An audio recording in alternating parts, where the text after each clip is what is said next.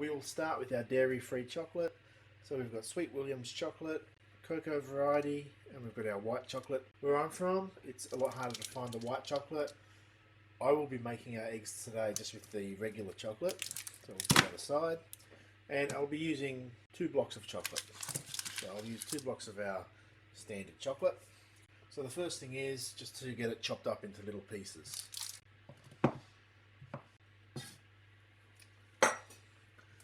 Now there's our first block chopped up. Our second block, I'll chop half of it into our small cubes, and the other half I'm going to grate very finely. And that's a really important step that I do.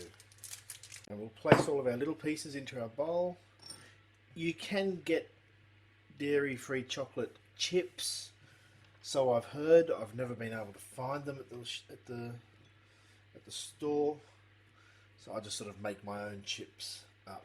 So there they are in the bowl. Now we'll just grate this finally. Alright, so here's our chocolate pieces. Here's our grated chocolate. Without going into the science of chocolate making, which is really technical, you want the chocolate to not melt in your hands. So to get the eggs to not melt in your hands, we're going to make sure this is finely grated. We're going to place this in the microwave for about 15 seconds at a time, and then stir it, and then heat it up again and stir it. And the idea is to try to get it to melt into a nice liquid without overheating it. And we don't want to get it too hot and too liquefied. We want to just get these little bits to dissolve. So it probably will take 2 minutes all up. So we'll give it those 15-second bips and a bit of mixing.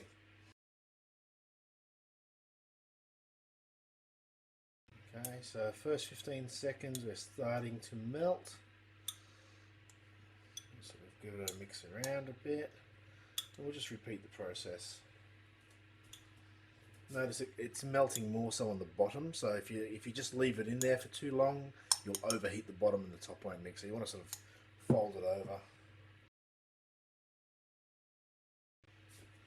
Second mix, we're getting a lot of it to dissolve there. We'll actually give this a mix around for a few minutes, or for a minute or so.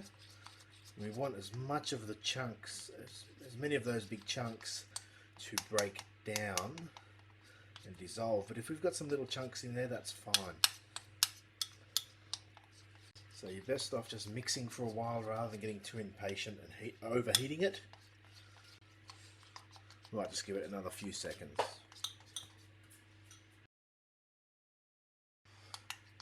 So we're back out again.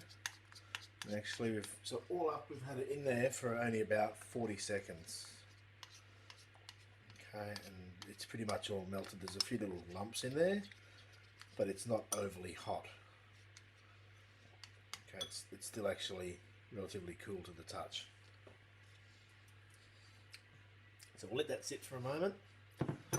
These are the Easter egg molds I'm using, the small ones, because the small Easter eggs I've not found anywhere in the dairy-free variety. We've only found the larger eggs, and they're usually dark chocolate. So we found these at a craft store, and we use them every year. So there's 2 sets, and there's different kinds. There are some with the crackled edges on them. There's some smooth edges, some rippled edges, and this one with a design across it. So the idea is, when we add this chocolate, we want it to blend in, but we don't want it to fully melt, because these have their cocoa crystals in them, and we want those cocoa crystals to be the ones that will develop in our new chocolate so it doesn't melt in our hands. So I'll get that in quickly, I'll mix it, and then we'll get it into our molds.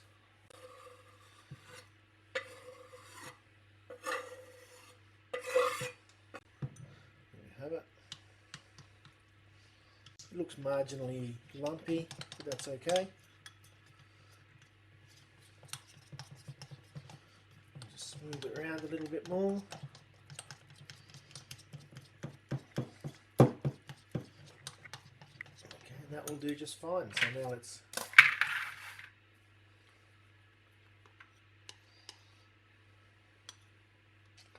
put some in our first mold.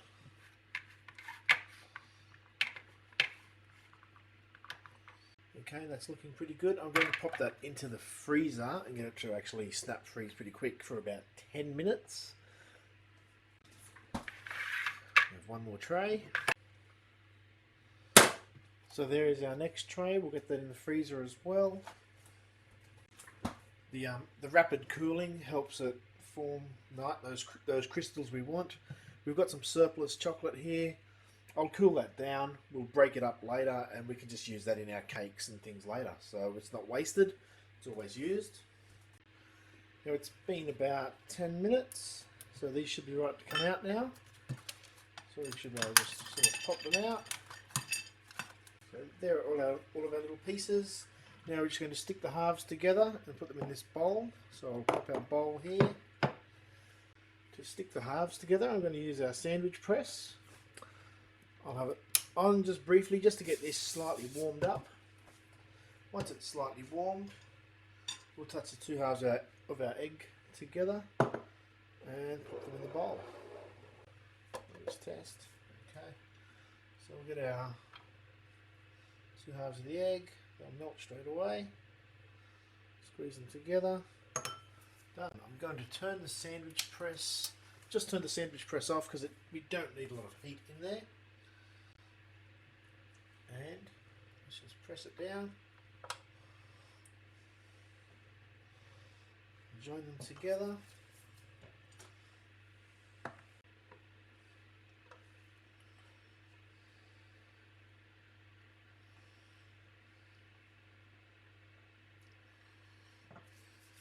We have our bowl of Easter eggs. I've got some wrapping foil that I've bought from a craft store. So we'll just cut that in little pieces and get wrapping. So we take our egg. I've got really big pieces of foil here. Obviously you don't need them this big for these little eggs. Here's our first cool little golden Easter egg.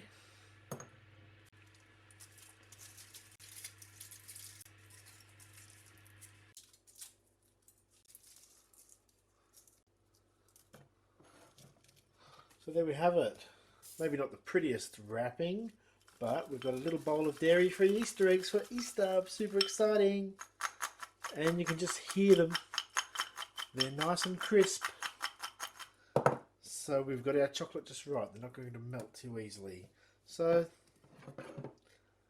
there we go. Make sure you leave a comment if you've got something that you'd like to share, a recipe. If you've found some dairy-free chocolate somewhere, let us know. Check out other cool videos.